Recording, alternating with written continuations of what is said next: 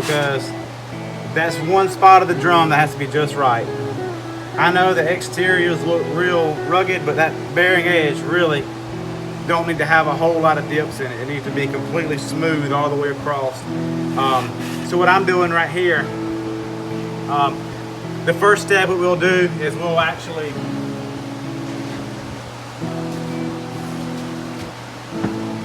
grind it down right here.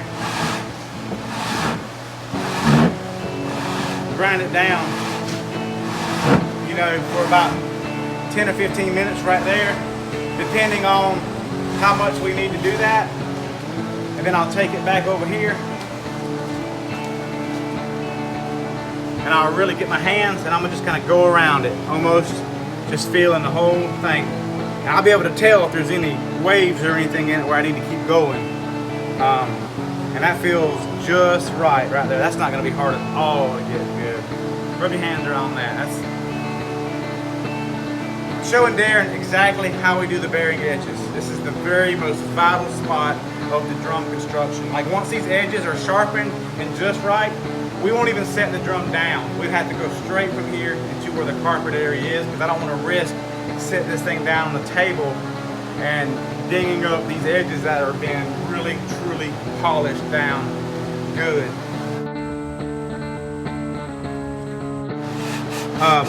So now get like a little crease right there in your thumb. It almost fits the bearing edge perfect. It's kind of that's just how I do it.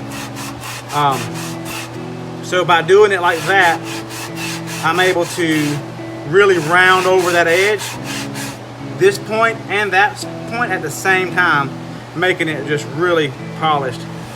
And I'm going at it right now with 100 grit sandpaper, because I don't want to take off too much, but at the same time I want to be able to really cut it like it needs to be. I got to be careful with this kit here too, because I just sprayed it and I don't want that finish is relatively soft right now. You know, it takes weeks for it to really cure 100%, so it still needs to.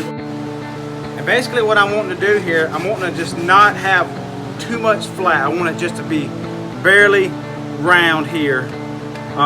Almost don't even want to have a flat spot. I just kind of want it to be, just goes right to a round, is what I'm really shooting for, right here. And then after I went around the whole thing, I'm going to check it probably about a couple more times just like this to make sure there's no bad dips in the bearing edge. It's flat. And that's just not as flat as you're going to be able to get it, like we're doing.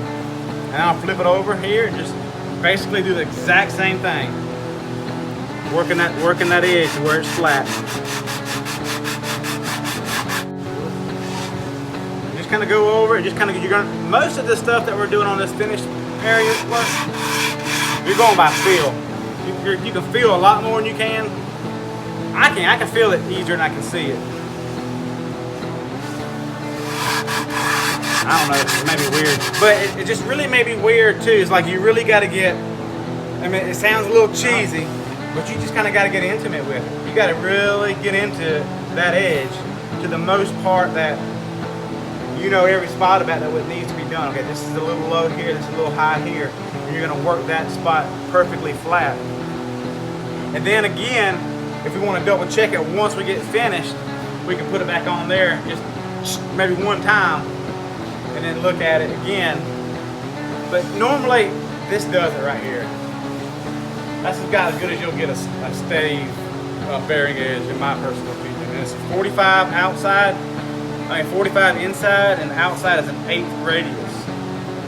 And then I round that over to give it a kind of an old vintage feel, because a lot of the old time drums, you know, the reason they sound like they did is because the bearing edge would have been wore down after years and years of playing, resonating on that edge. It flattens it out. So the older it gets, the more warmer it starts to sound.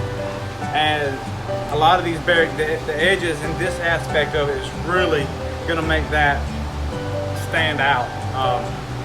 And I can't wait to hear how this kit here is going to sound.